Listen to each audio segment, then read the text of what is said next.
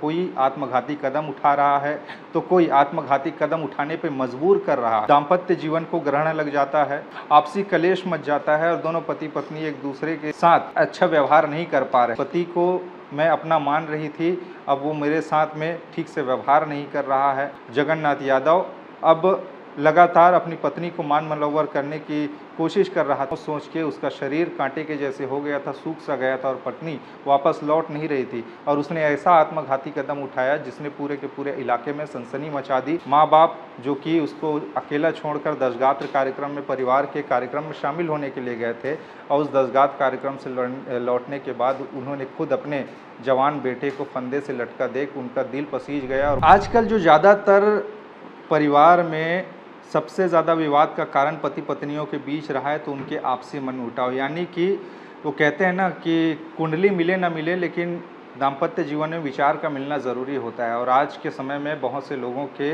विचार नहीं मेल खा रहे हैं, जिसके चलते कलेश घर परिवार में मच रहे हैं। पत्नी पति से अलग रह रहे हैं, पति पत्नी से अलग रह रहे हैं और इसके चलते दोनों डिप्रेशन में जा रहे हैं। कोई आत्मघाती कदम उठा रहा है तो कोई आत्मघाती कदम उठाने पे मजबूर कर रहा है। ये आजकल की सच्चाई हो गई है। वर्तमान समय में हमारे देश में पति पत्नियों की कहानी सी बन गई है। ऐसा मैं इसलिए कह रहा हूँ क्योंकि छत्तीसगढ़ के कोरबा ज़िले से एक ऐसा मामला सामने आया है जहां आपको सुनने के बाद में लगेगा कि वाकई ऐसा भी होता है। आप भी अपने आस पड़ोस में ऐसे देखते होंगे, लेकिन आप विवेकवान इंसान हैं, तर्कशील इंसान हैं, आपको अपने ऊपर में विश्वास करके चलना चाहिए कि आपको क्या सही लग रहा है, क्या गलत लग रहा है। एक ऐसा मामला आज आपको बताता हूं जो कि छत्तीसगढ़ के कोरबा से सामने आया। कोरबा जिले का उरगा थाना क्षेत्र उमरेली नाम का गांव, जहां पर एक युवक जगन्नाथ यादव नाम का 34 वर्षीय एक युवक जो अपने परिवार के साथ में रह रहा था। बढ़िया से घर में माता पिता थे, उसकी बीबी और उसके 3 बच्चे भी थे और परिवार में हंसी खुशी का माहौल था। शादी होने के बाद में 3 बच्चे भी हुए। परिवार में जैसे रोजी मजदूरी करके घर बार चल ही रहा था, लेकिन पता नहीं क्यों उनके दाम्पत्य जीवन को ग्रहण लग जाता है। जो जगन्नाथ यादव है उसको अपनी पत्नी के साथ में झगड़ा लड़ाई शुरू हो जाती है। उन दोनों के बीच में आपसी कलेश मच जाता है और दोनों पति पत्नी एक दूसरे के साथ अच्छा व्यवहार नहीं कर पा रहे थे, जिसका प्रभाव कहीं ना कहीं उनके छोटे बच्चों पर भी पड़ रहा था। चूँकि मामला ऐसे होते हैं कि कभी कभी घर के वातावरण का प्रभाव छोटे बच्चों पर पड़ता है और घर के वातावरण से ही बच्चे सीखते और आगे बढ़ते हैं। और ऐसा पत्नी को लगने लगा कि इसके साथ मेरा अब बॉन्डिंग ठीक नहीं है। जिस पति को मैं अपना मान रही थी, अब वो मेरे साथ में ठीक से व्यवहार नहीं कर रहा है। इसके चलते पति भी परेशान रहता था क्योंकि इन दोनों के बीच में आपसी मनमुटाव काफ़ी गहराई तक चले गए थे। और पत्नी के साथ में जो जगन्नाथ यादव है उसका व्यवहार सही नहीं था। पत्नी को लगता था कि पति मेरे साथ में अच्छा व्यवहार नहीं करता और पति को लगता था कि पत्नी मेरे साथ में अच्छा व्यवहार नहीं कर रही। और यही सब चक्कर में लंबे समय तक इन दोनों के बीच में विवाद चला और आखिर में जो जगन्नाथ यादव की पत्नी है वो अपने 3 बच्चों को लेकर अपनी मायके को चली गई। जगन्नाथ यादव अब लगातार अपनी पत्नी को मान मनोवर करने की कोशिश कर रहा था कि किसी तरह लौट के आ जाओ, बच्चों को लेके आ जाओ, मैं अकेला सा पड़ गया हूँ। घर में माँ बाप ज़रूर थे, लेकिन एक पत्नी जिससे आप हर बातें शेयर करते हैं, घर परिवार में जब बच्चे होते हैं तो उसका माहौल ही दूसरा होता है। लेकिन इस मामले में पत्नी पूरे के पूरे अपने 3 बच्चों को लेकर अपने मायके में जाकर बैठ गए। इधर जगन्नाथ यादव लगातार कोशिश करता रहा कि पत्नी किसी तरीके से आ जाए, लेकिन पत्नी आई नहीं और वो हमेशा वियोग में रहता था, विलाप में रहता था। अकेले पाकर कभी किसी से बातचीत ठीक से नहीं करता था। दोस्ती यारी में उठना बैठना उसने कम कर दिया था। घर परिवार में जाना उसने कम कर दिया था। कभी फंक्शन होते थे खुशी या दुखी का तो उसमें बहुत ही कम जाता था। वो अपने में ही खोया रहता था और सोचता था कि मेरी पत्नी मुझे छोड़कर मायके क्यों चली गई, वो भी मेरे 3 बच्चों को लेकर। और एक दिन होता ऐसे है कि घर में वो अकेला था, चूँकि उसके पति पत्नी उसके माता और पिता खरसिया, रायगढ़ जिले के खरसिया के क्षेत्र में दशगात्र कार्यक्रम को गए हुए थे। इसी दौरान में जब जगन्नाथ यादव घर में अकेला था, इस दौरान वो बहुत ज़्यादा उदास परेशान था और लगातार उसी के बारे में सोच रहा था कि उसकी पत्नी उसको छोड़ के चली गई। सोच सोच के उसका शरीर कांटे के जैसे हो गया था, सूख सा गया था और पत्नी वापस लौट नहीं रही थी। और उसने ऐसा आत्मघाती कदम उठाया जिसने पूरे के पूरे इलाके में सनसनी मचा दी, सबको झकझोर कर रख दिया।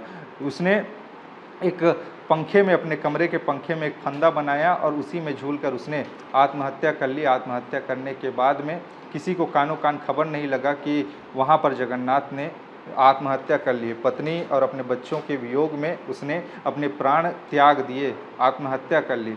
जब दूसरे दिन सुबह उसके माता पिता दशगात्र कार्यक्रम से लौटे, गाड़ी से उतरे, तो घर का दरवाज़ा अंदर से बंद था। वो खटखटा रहे थे दरवाजे को, लेकिन अंदर से कोई जवाब नहीं मिल रहा था। बार बार खटखटाने के बावजूद भी जब कोई किसी तरह का चूँ चाँ का आवाज़ नहीं आ रहा था, तो उनको किसी अनहोनी की आशंका हुई और तकरीबन आधे एक घंटे के बाद में उन्होंने दरवाज़ा तोड़ने का प्रयास किया। जब दरवाज़ा टूटा तो अंदर जाकर उन्होंने कमरे में झांक के देखा तो उनके बेटे ने फंदे पर रस्सी लगा के वहीं पर अपने आत्महत्या कर ली थी, प्राण त्याग दिए थे।